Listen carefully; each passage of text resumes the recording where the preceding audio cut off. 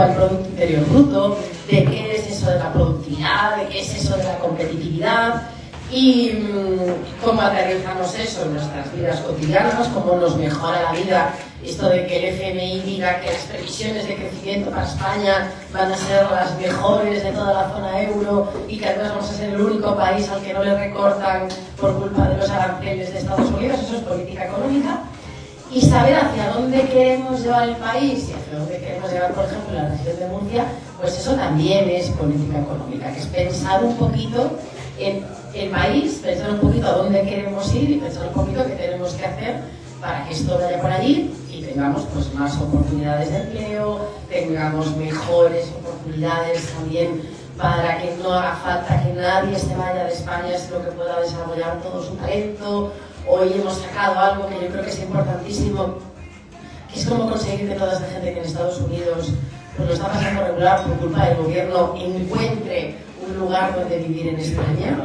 Y a eso nos dedicamos en la política económica, a casi todo, en los numeritos en particular, que sabes que siempre es lo que digo. Pues justamente hay una parte que me ha gustado, que es a que encuentre ese lugar en España, ¿no? Tanto lo que digo como justamente los que emigramos, ¿no? Que en vez de tener que salir de España, este sea un país en el que estés protegido, estés cuidado y encima puedas vivir bien, ¿vale? Pues justamente, hablando de eso, creo que también es importante creo que es importante aplicar esa perspectiva de justicia social a la hora de afrontar la política económica. Por supuesto. Bueno, yo creo que eso es una de las patas que nos distinguen, ¿no? Partido Popular es beneficio puro y duro de las empresas, ya está. Por eso están siempre con este discurso de hay que bajar los impuestos, el dinero está mejor en el bolsillo de la gente. Y nunca se paran a pensar que el dinero está mejor en el bolsillo de la gente que tiene dinero en el bolsillo. Pero hay muchísima gente que no tiene dinero en el bolsillo. De hecho, la gran mayoría de las personas nunca en nuestra vida recibiremos tanto, o sea, daremos tanto como lo que vamos a recibir. Esto yo creo que es algo importante y es que en esta época donde los impuestos tienen tan mala prensa, pues en general, por mucho que creamos que estamos pagando muchos impuestos, siempre el Estado, vía sanidad pública, educación pública, protección, bomberos, UME, siempre vamos a recibir mucho más de todo eso que estamos dando. Y eso al final es justicia social. El hecho de que cuando tú pues, dejes de estar tengas un empleo y eso se acabe y tengas una prestación por desempleo que te permita estar hasta el siguiente trabajo que encuentres, eso es justicia social. Algo que hemos hecho durante esta legislatura y que yo creo que hemos hablado demasiado poco de ello, que es el ingreso mínimo vital. Eso de, oye, todo el mundo tiene derecho a vivir con dignidad. Bueno, pues ese ingreso mínimo vital es justicia social y todo eso es política económica al final. Cuando nosotros decimos, oye, hay que redistribuir, estos días estamos hablando aquí mucho en Murcia, porque además es la capital total de la economía social, de cómo se puede hacer las cosas de otra forma, cómo esos beneficios se pueden redistribuir entre los trabajadores, cómo puede tener toda una perspectiva muchísimo más justa. Bueno, pues eso es justicia social. Es política económica, pero con justicia social. Cuando hablamos, por ejemplo, de cómo hay que cuidar el planeta, de cómo tenemos que hacer una transición digital, pero también una transición verde, de cómo pretendemos que este país, que este mundo nos dure un poquito, eso también es tener una perspectiva social, ¿no? Y eso, pues por desgracia, otros, tanto el Partido Popular como la ultraderecha, que lo estamos viendo también en otros países, pues todas esas cosas les dan bastante igual. Ellos se suben al Hammer, no sé si tenéis la imagen, es un mastodonte gigantesco tipo 4x4, pero enorme, y tiran para adelante. El planeta les da igual y la gente que se quede por el camino, pues también. Y yo creo que precisamente lo que estamos demostrando en España es que se puede crecer además de forma sostenible, como lo estamos haciendo, se puede apostar por las energías renovables, se puede apostar por un modelo que sea sostenible y que además sea rentable. Y es que no lo he dicho todavía, pero lo voy a decir muchas veces porque quiero que todos los que estéis aquí y ahí lo tengáis muy claro. The Economist en el año 2024 nos eligió como la mejor economía del mundo. Algo estaremos haciendo bien. Y antes ha mencionado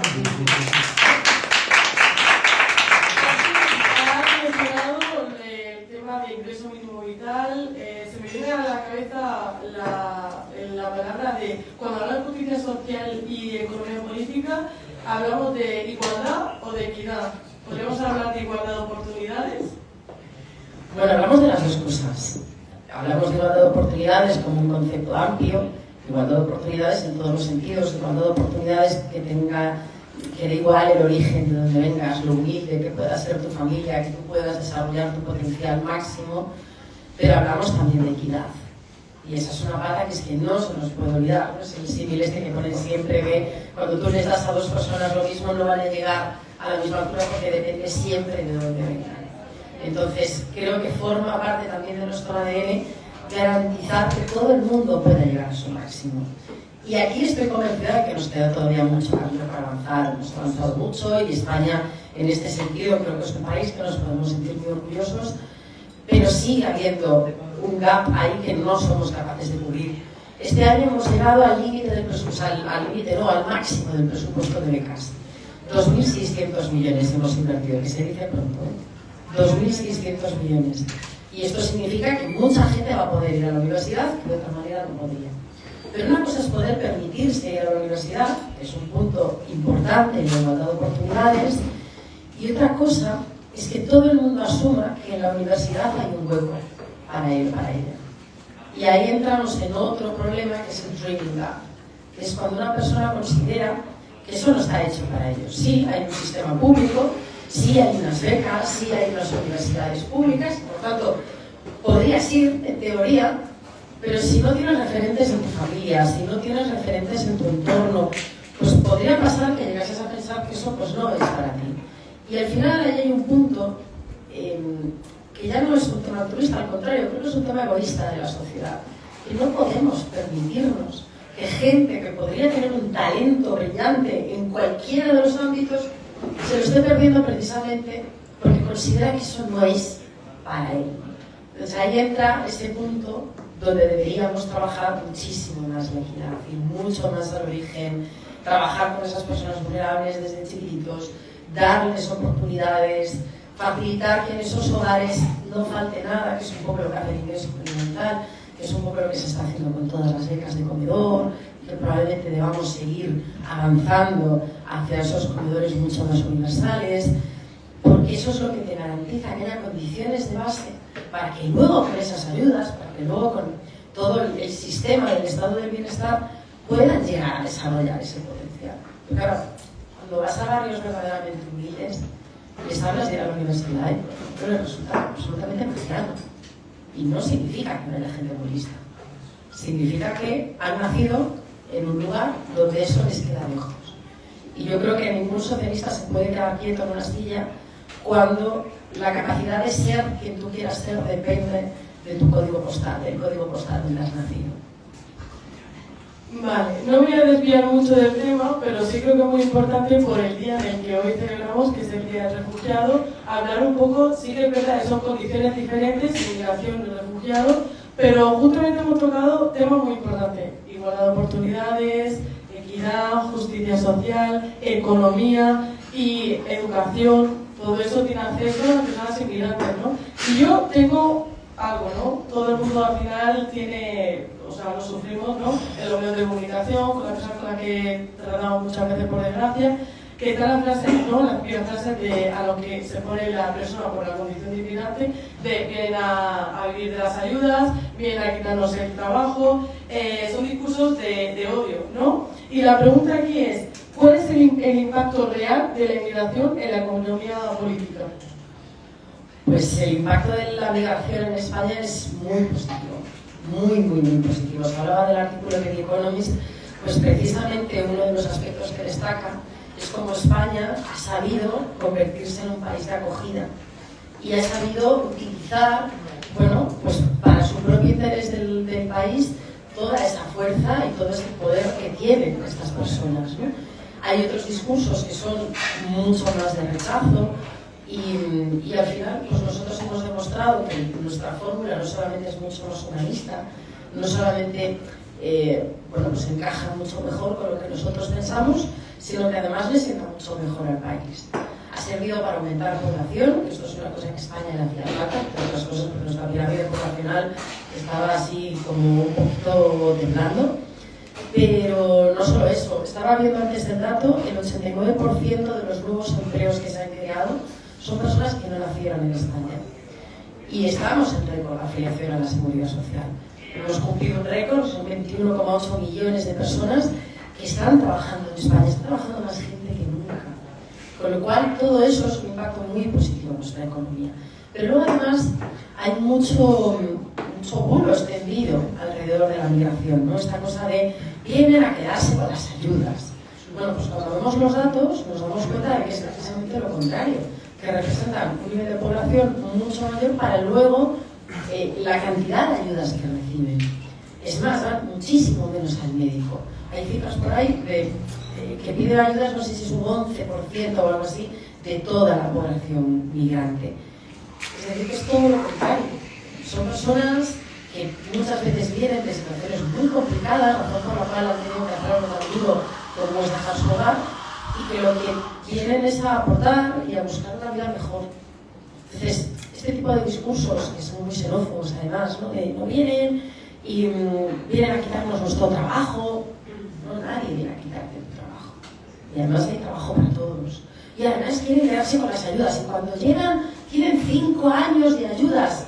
No es verdad. Esto que decían, ¿no? De los chinos están en España 5 años y no pagan impuestos. Es una cosa que está extendidísima, de verdad, os lo digo.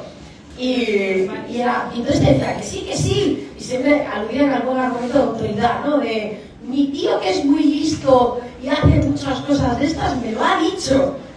No, pues te lo puede haber dicho tu tío, el vecino de enfrente o el tío de abajo. No es verdad.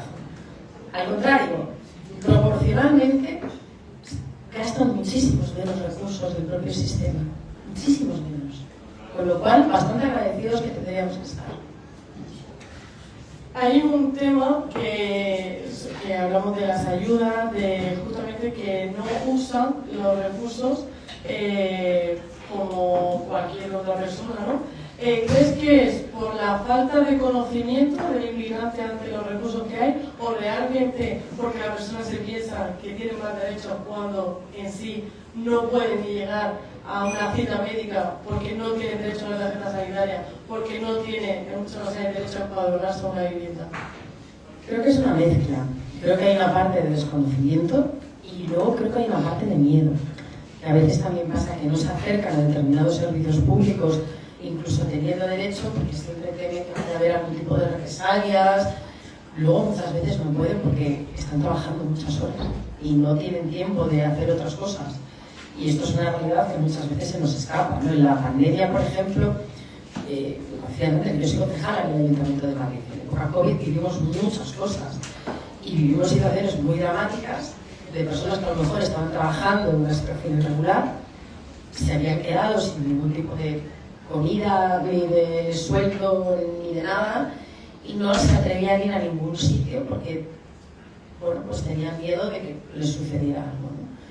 Y entonces ahí, tanto las ONGs, las asociaciones, todas las redes vecinales hicieron un trabajo brutal para cuidar a estas personas y para darles unas mínimas condiciones de dignidad, personas muchas veces con niños pequeños, con bebés, con lo cual es que la situación es totalmente la contraria, es muy injusto, porque se ha creado un hambre, igual que se crea una idea, es que la ciudadanía cree que hay mucha más población migrante de origen extranjero de la ciudadanía que hay. Son, bueno, pues estas falsas ideas que se meten en la cabeza y que por desgracia pues van calando.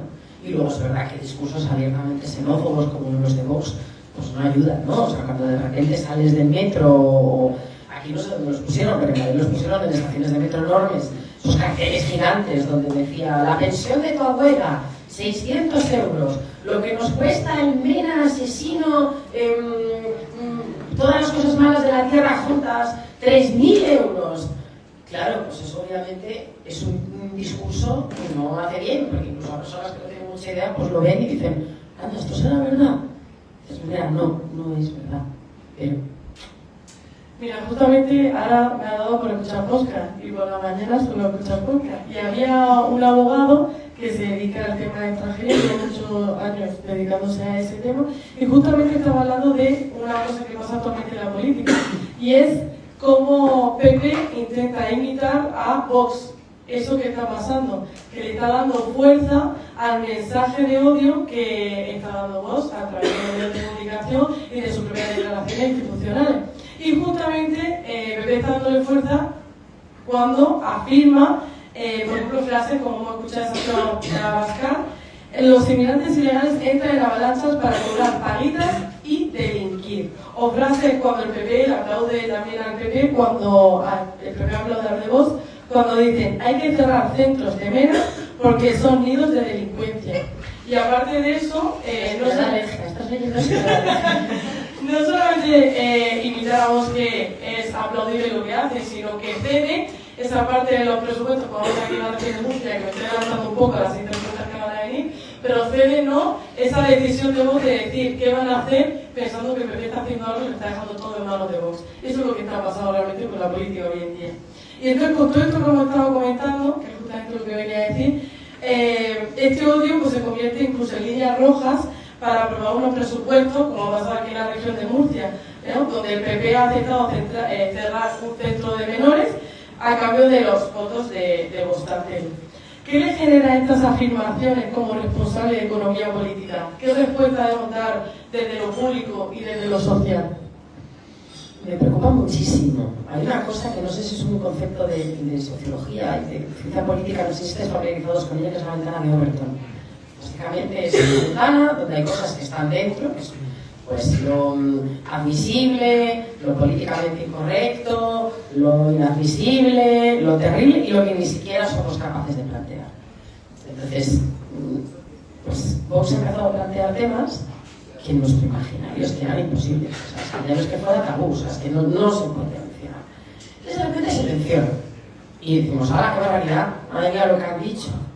Y entonces luego se dice una barbaridad más grande y entonces todo eso se va desplazando, ¿no? Y nos vamos acostumbrando a escuchar determinadas cosas que nunca nos deberíamos acostumbrar. ¿Cuál es el problema? El problema es que todo eso va infiltrando en la sociedad. Va infiltrando también, entre otros, a la derecha, sobre todo cuando pues tiene que competir por el mismo periodo. Hola, hola. ¿Ya lo hemos gastado? ¿Ya se nos acaba la marea? ¿Se nos acaba la batería? Si no va, es que Bueno, hay que gritar. Pues nada, pues gritamos. Se escucha bien, ¿eh? Venga, genial. Me encanta que se ha acabado, pero la lucecita de esta sigue funcionando.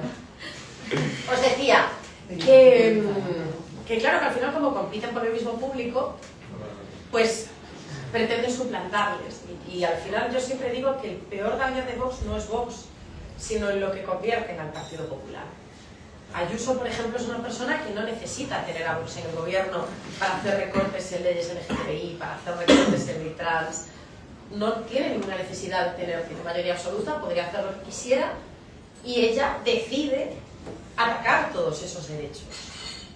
Lo decide porque le parece bien, pero lo decide sobre todo porque hay ahí una masa de votantes muy a la derecha que quiere rebañar, como se rebaña con el pan, pues ella quiere rebañarlo todo, ¿no? Y al final eso también va generando ideas en la cabeza de las personas, incluso de gente de izquierdas, que tienen miedo a que le ocupen la casa, cuando las casas que se ocupan son el 0,01% de todas las viviendas.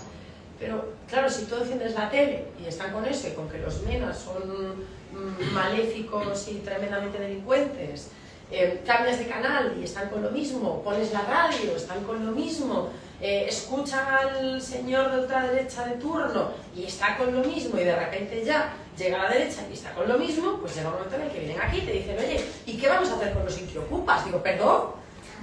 Claro, pues todos esos son discursos que van permeando y nos acostumbramos, y luego de repente pues acaban siendo condiciones para aprobar presupuestos. Lo estamos viendo en Murcia, lo primero como siempre fue en Valencia, pero son condiciones que te ponen y que acaban aterrizando en la política real. Ya no es un señor diciendo barbaridades y todos echándonos la mano, ay Dios mío, madre mía, lo que ha dicho. No, ya son presupuestos, ya son recortes de ayudas, ya es real. Y lo malo de esas cuestiones, como son reales, es que al final también se van contagiando. Por eso es tan importante que pongamos pie en pared y digamos no, desde este lado no. Y para eso no hay nada mejor como tener un gobierno central como el de Pedro Sánchez, que además ha abanderado un discurso totalmente contrario en el propio seno de la Unión Europea, porque no nos olvidemos también del contexto internacional en el que estamos.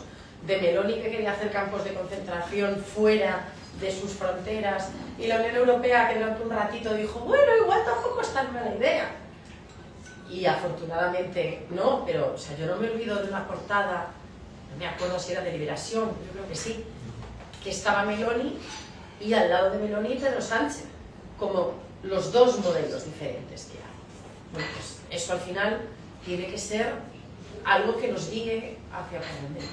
Sí, al principio de la sesión hemos estado hablando de, ha salido el nombre de entidades del tercer sector, hemos estado hablando de las medidas sociales y ahora hemos sacado el tema de Europa también un poco. Era un poco para conectar a día de hoy el tema de inmigración, con muchas entidades del tercer sector luchan por que todos tengamos la misma igualdad de oportunidades, ¿no? Que no nos quedemos nadie atrás, ninguna población nos quedemos atrás. Y yo, como trabajadora social, que estoy en el mundo de protección internacional con el tema de refugiados e inmigración, yo tengo varias preguntas que decía respecto a la economía política. ¿Cómo valoráis el papel del tercer sector en la inclusión socioeconómica de las personas migrantes? ¿Está suficientemente reconocido por el Estado? Pues hombre, seguramente nunca esté suficientemente reconocido, pero yo creo que sí que lo está. Luego depende también de gobiernos y gobiernos, porque tenemos los que recortan todas las líneas de subvenciones. Almeida llegó al gobierno diciendo que iba a cargarse las subvenciones nominativas, por ejemplo, y de ahí comía CEAR, de ahí había subvenciones para CNUR, había subvenciones para UNICEF, es decir que... Y luego tienes el tejido social mucho más chiquitito, que muchas veces hace una labor increíblemente mejor todavía porque es muy capilar, o sea, es capaz de llegar a partes de la población donde si no de otra manera no se llega. Yo sí creo mucho en esa colaboración público-social porque permite un nivel de capilaridad que el Estado jamás consigue llegar. El Estado en sentido amplio, de comunidades autónomas, ayuntamientos. Entonces creo que hay que trabajar porque nosotros deberíamos hacer más, pero también creo que esas entidades son capaces de llegar a sitios con una agilidad y una rapidez y un nivel de finura que seguramente nosotros desde el Estado en sentido amplio nunca se podría llegar. Con lo cual, esa colaboración siempre se puede mejorar, seguramente con convenios plurianuales, que muchas veces me consta que es difícil vivir de la convocatoria de todos los años, aunque la legalidad también a veces se suda, es complicado. Pero a mí me gusta esa alianza público-social, creo en ella. A mí siempre me ha gustado la alianza público-social porque siempre he tenido un mensaje claro y es a lo que la administración pública no llega, llegamos a la entidad del tercer sector. Es así. Creo que es el mensaje clave para poder hacer también una buena alianza, que nos entendamos en ese aspecto. ¿Y cómo valoras el papel de la entidad del tercer sector en la inclusión de las personas, cómo decirlo? Cuando nosotros trabajamos para la inclusión de las personas inmigrantes, trabajamos en todas las esferas del área de su vida, ¿no? No solamente nos centramos en que aprendan español, no solamente nos centramos en que vayan a cursos, ¿no? Sino también esa mano de obra en el servicio, ¿no? En el trabajo. ¿Cómo crees que la forma de entidad del tercer sector? Pues aquí depende. Yo he conocido ejemplos de todo tipo, desde los que van no solamente a personas migrantes, sino a personas muy vulnerables, también a personas migrantes que acaban de llegar y se les ayuda a buscar pues, un alojamiento, cómo integrar a los chiquillos y a las chiquillas dentro de todo el sistema educativo, y luego cómo adentrarles dentro de la sociedad. Aquí hay ejemplos muy buenos en algunos municipios de Cataluña, donde como siempre el PSOE lleva gobernando mucho tiempo, que son ejemplos fantásticos. A mí hay un programa que me gusta mucho de un ayuntamiento que llevo todo el día intentando encontrarlo en mi cabeza y no sé dónde está, pero en cuanto me acuerdo os lo diré, que hacía algo que claro, que toca lo que más me gusta a mí del mundo, que es Vive la Limonera, que es precisamente a través de la cocina. Entonces hacen programas de integración a través de la gastronomía. Y de repente pues alguien de Marruecos cocina una pastela, pero la come todo el mundo del barrio, y entonces una abuela de toda la vida le enseña a hacer lentejas, y entonces a través de eso se construye mucha comunidad. Que yo creo que es fundamental, el evitar que vengan pero no estén. Tienen que venir y estar cómodamente. No hace falta esa homogeneización, al contrario, pero precisamente por eso me parecen tan bonitos estos programas que lo que hacen es todo lo contrario, es conectar. Y yo siempre he pensado que también cuando para al final incluirnos todos en la sociedad no hay que mirar solamente, hay que entender, ¿no? Claro. Porque al final mirar te salen todos los prejuicios y estereotipos y es lo que intentamos al final desde el Partido Socialista es con esos valores luchar por esos derechos humanos que a todos pues nos incluya en una sociedad. Y ya como el evento es de Juventud Socialista, lo que queremos remarcar es un poco ese mensaje joven, ¿no? Esa inclusión joven, ¿no? Y la pregunta que se nos viene a la cabeza es ¿cómo puede aprovechar España el potencial de la juventud inmigrante? Porque muchos jóvenes tienen mucho potencial, ¿no? Lo que pasa es que frente al rechazo y el odio que hay a día de hoy, pues no llegan a impulsarse, ¿no? Entonces, ¿cómo se puede aprovechar en España ese potencial? Pues yo creo que para aprovechar el potencial primero hay que dar oportunidades. Entonces, cuando hablamos de los minas, por ejemplo, por desgracia en las noticias solamente sale los dos que resulta que, bueno, pues sí que se han portado regular, pero no salen todos los demás que lo que han hecho es que tienen unas historias de superación brutales, ¿no? Entonces, ¿qué tenemos que hacer desde una perspectiva socialista para todo ese capital joven? Pues yo creo que lo que hay que hacer es dar las oportunidades. Es primero ser un buen lugar de recepción, un buen lugar de acogida, dar oportunidades de educación, dar oportunidades de formación, porque pues a lo mejor podrían ser magníficos médicos, pero evidentemente del país donde vienen nunca lo hubieran conseguido. Oye, pues ayudémosles a formarse, que puedan incluso volver a su país con esa formación para, bueno, pues generar ese impacto también en sus comunidades, o incluso en nuestro país o en el resto de Europa, ¿no? Pero creo que la clave no es tanto qué pueden hacer ellos por nosotros, sino qué podemos hacer nosotros por ellos. Y es que no podemos olvidarnos de que España fue un país que durante muchos años éramos nosotros los que nos íbamos. Quizá por eso también tenemos una perspectiva diferente en cuanto a este tema. Yo vengo de Galicia y todos tenemos a alguien que emigró, algunos a Latinoamérica, otros a Alemania, a Suiza, a Francia. Yo no conozco a nadie a mi alrededor que no tenga a alguien que se haya venido. Algunos volvieron, otros se quedaron, y supongo que por eso para nosotros ahí hay algo que encaja con el quienes somos, y desde una perspectiva social estamos mucho más. Pues yo creo que por ahora las preguntas de la entrevista podríamos dar por finalizado. También quiero quedarme con este mensaje que al final has dicho que no es que ellos tengan que obligarse, por así decirlo, a adaptarse a ser más, sino que al final nosotros tenemos que darle esa igualdad de oportunidades para que pueda tener esa inclusión en la sociedad.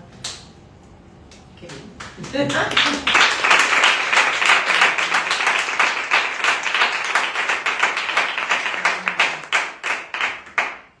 No sé si queréis hacerle alguna pregunta, aprovechar que la tenéis aquí para preguntarle. No hemos hablado mucho del tema de transformación digital y creo transición digital, y creo que también es importante si queréis preguntarle algo.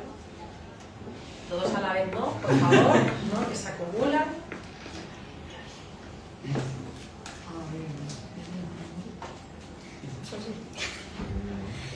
Ya está, pues si no, hay aquí no. Nada. ¿Alguna pregunta acerca de economía política? Pues nada, pues... ¿Alguna película de los regulares antiguos? ¿No? Bueno, pues Pues nada, muchas gracias. pues nada, muchas gracias.